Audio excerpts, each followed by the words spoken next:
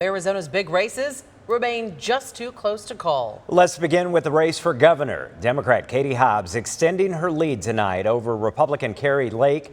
Hobbs is now in front by more than 13,000 votes. Still a very slim margin with hundreds of thousands of ballots left to be counted.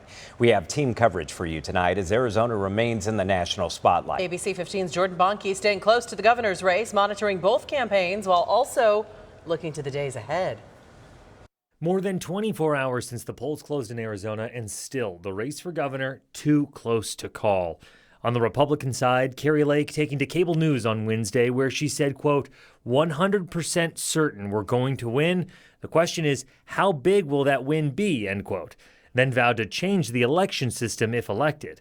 On the Democratic side, current Secretary of State Katie Hobbs sending this tweet Wednesday recalling how election results take time and calling for patience for local election officials. During this period, it really is candidates trying to win the day. With all eyes on Maricopa County, which holds 2/3 of the state's votes, ABC15 data analyst Garrett Archer says Wednesday night's results drop consisted of over 60,000 provisional ballots.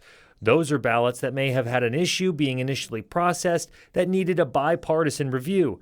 Katie Hobbs extended her lead on Wednesday, but there are still about 500,000 votes to count, most of which are in Republican-leaning counties. Archer says being in a competitive purple state plays a role in how long it takes to process votes. The reason that it takes Arizona so long to count ballots is that because we have a ballot by mail system, we want to ensure that all voters are always enfranchised. So those people that had a ballot that got through the mail, they can return it on election day. Well, those ballots still have to be treated like a mail-in ballot. So the signature has to be verified. It has to go the same process as someone who returned their ballot in the very first weeks of October. The Maricopa County Election Office says they'll work through Veterans Day this Friday and possibly even Saturday if needed. Jordan Bonnke, ABC 15, Arizona.